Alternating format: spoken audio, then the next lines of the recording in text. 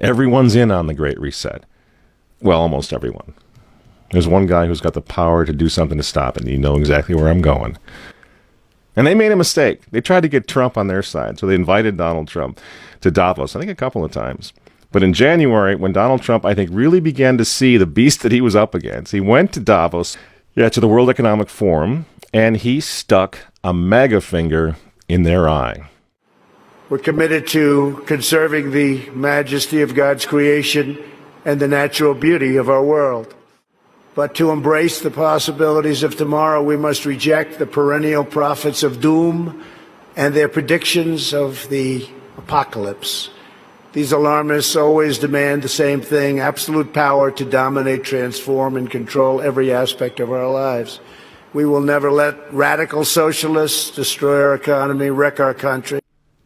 2 days after Donald Trump gave that speech, the 89-year-old leftist weirdo billionaire George Soros made an emergency intervention where, at Davos, once again, warning that the U.S. 2020 election will determine the, quote, fate of the whole world. Now, in the context of Davos, take a look at this one more time. This is a month after Donald Trump addressed Davos and stuck the MAGA finger in their face. Here's what Francis, the Vatican, and Jeffrey Sachs had to say in response. And it is a dangerous country right now. It will be absolutely dangerous if Trump wins re-election. Trump wins re-election. Trump wins re-election. Francis invited this guy to the Amazon Synod as an honored guest and advisor. He's also Bernie Sanders' advisor. What's he doing in the Vatican? Why is this guy who's a promoter for socialist, out and out socialist, Bernie Sanders, what's he doing advising the Pope? Why does he have entree to the Vatican, friends?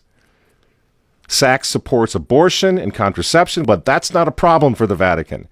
For the Vatican, for Pope Francis, and for his friends at the UN, Donald Trump is the problem, obviously, friends. Clearly, I consider the Trump administration a danger to the world, but I regard it as a purely temporary phenomenon that will disappear in 2020. Do you get it? Do you see why there's so much hate for Trump?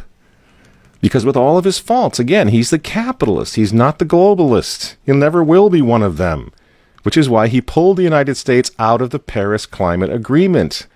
Donald Trump pulled the United States out of the World Health Organization. That's Bill Gates and company.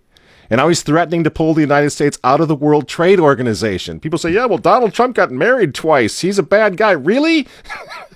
He's right in the face of the demons on this, friends. Nobody ever said he was a saint. He's knocking the sacred cows of the United Nations down all over the world right now. The General Assembly routinely votes 185 against the United States on almost everything right now.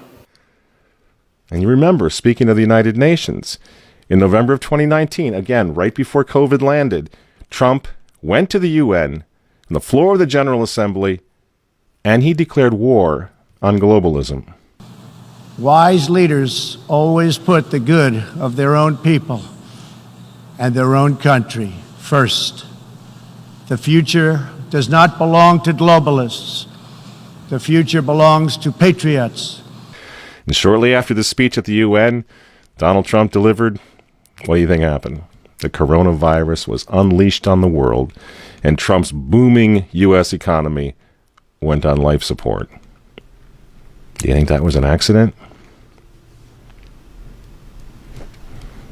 So when they tell all of us to stay home, wear your mask so grandma doesn't get sick, please understand what's really going on here. They don't care about your grandmother. They don't care about old people, these people. They don't care about babies. They want them aborted so that they can save the common home. Abort babies, millions of them all over the world. They don't care about babies. They don't care about old people. In fact, if you want to save your grandma, tell the globalists to stay the hell away from her. You remember how some of them, like Cuomo and characters like this, were running COVID recovering patients through nursing homes? That's how much they care about grandma. And the name of the game now is to bring the United States economy to its knees, get it out of the way, so that everyone will want the Great Reset.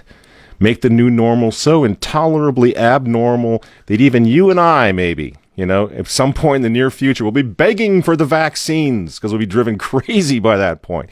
Begging for whatever else is going to keep us safe according to our jailers and our handlers and our zookeepers. You see? That's what they want. That's why they keep using this term, new normal.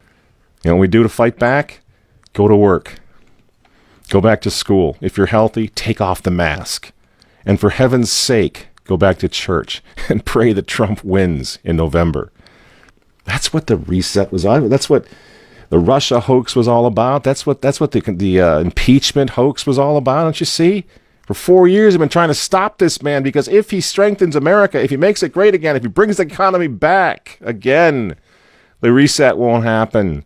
The New World Order is going to be set way back. Who knows when they're going to have another COVID opportunity like this one again, and they know it. So ask yourselves why they hate this man. These folks, these men, they hate God. They hate the unborn. They hate the traditional family. They hate you. And they hate Donald Trump, whose political opponents, by the way, right now are knocking statues of saints to the ground. They're beating up cops.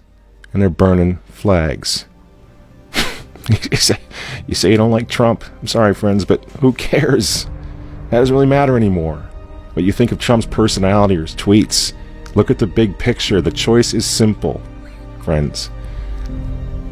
Stand with America right now, or fall with the New World Order in the not-so-distant future.